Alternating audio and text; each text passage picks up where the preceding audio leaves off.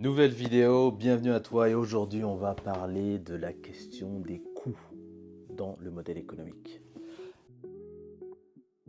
Alors bienvenue, je m'appelle Kevin, vous êtes sur Mokonzi TV, je suis derrière cette page YouTube et la page TikTok qui porte le même nom ainsi que le podcast Mokonzi Insider. Aujourd'hui on continue notre série sur le modèle économique, on aborde cette fois-ci la question autour des coûts, de la structure des coûts pour être bien précis.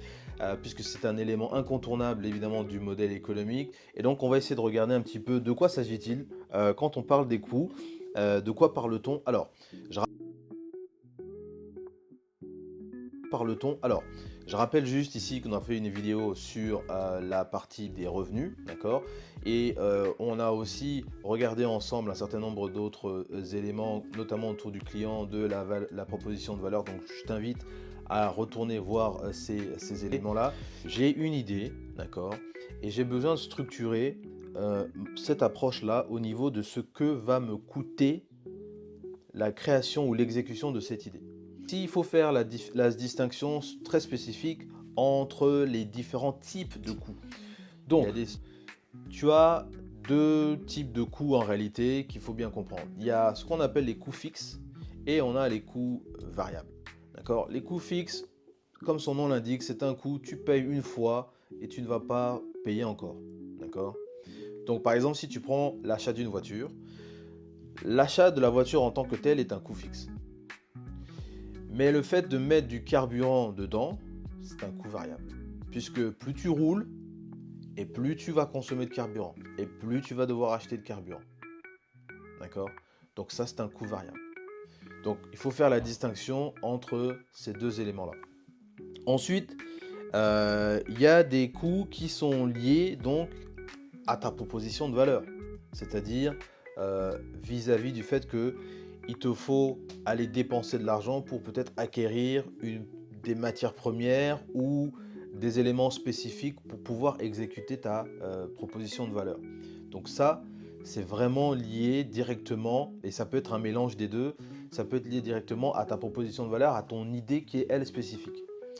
Ensuite, tu as des coûts qui peuvent être liés à ce qu'on appelle la création de valeur à travers ta proposition de valeur. Ça fait un peu une redondance quand je le dis comme ça, mais si tu as plusieurs avantages, plusieurs éléments particuliers qui font que ton produit, ton idée se distingue des autres, d'accord?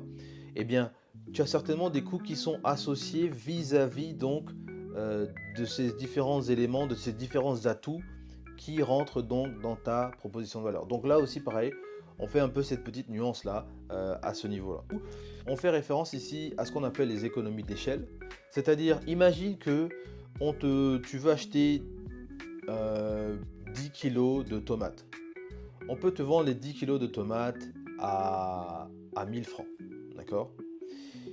Mais peut-être que celui qui te vend les tomates te dit, écoute mon frère, si tu m'achètes 100 kilos, je peux te faire les 100 kilos à peut-être 30 000 francs. Et en réalité, là, ici, sur cet exemple, tu peux économiser en achetant de grandes quantités et tu peux économiser aussi sur le coût d'acquisition de cette tomate auprès de ce producteur, ce qui fait que tu peux peut-être augmenter ta marge vis-à-vis donc dans la vente de ta tomate et ce que te coûte ta tomate en réalité en termes économiques. Donc ça, c'est ce qu'on appelle les économies d'échelle. Et donc peut-être que par rapport à ton idée, tu te dis que ça serait plus intéressant pour moi de me positionner et d'être dans une position où j'achète de grands volumes, je suis sur de grands volumes, je gère de grands volumes pour pouvoir diminuer le coût de revient de peut-être ma matière première qui rentre dans la confection de mon business, enfin de mon produit ou de mon service. Donc c'est un calcul à faire qu'il faut évidemment regarder. Et puis on a ce qu'on appelle les économies de gamme, qui sont aussi connues en anglais comme étant les économies de scope. Donc ici, on fait référence au fait que ton organisation a peut-être plusieurs services, a plusieurs produits, d'accord? Et donc, les efforts que tu vas faire pour la promotion de tes services peuvent en fait permettre de développer et comment dirais-je, de mettre l'accent aussi sur d'autres produits. C'est-à-dire que tu n'es pas obligé de faire de la publicité sur tous tes produits, mais tu peux en faire sur quelques-uns. Et en fait, en faisant ça, tu vas te retrouver à pouvoir tirer l'ensemble de la gamme de produits que toi tu possèdes. Et donc tu fais des économies parce que ben, si tu as 5 produits et que tu dois faire 5 campagnes marketing sur chacun des produits, ça ne va pas te coûter la même chose que si tu fais peut-être une ou deux campagnes qui vont peut-être parler d'un ou deux produits et hisser les autres dans la boucle. Donc ce sont des stratégies, des éléments à incorporer. Et donc vis-à-vis de ton idée, il faut que tu te poses la question de comment tu veux en fait, comment tu vas structurer tes coûts, quels sont les coûts les plus importants, quels sont les coûts qui vont être récurrents, d'accord? C'est vraiment ça qu'il faut essayer de comprendre. Euh, et puis, on repart encore une fois sur la proposition de valeur, qui est le point de départ de tout ce modèle économique, puisque tant que tu n'as pas réussi à écrire ta proposition de valeur, tu ne peux pas en fait décliner la véritable nature des coûts qui seront associés avec ton idée. Donc il faut vraiment que tu aies une idée claire là-dessus.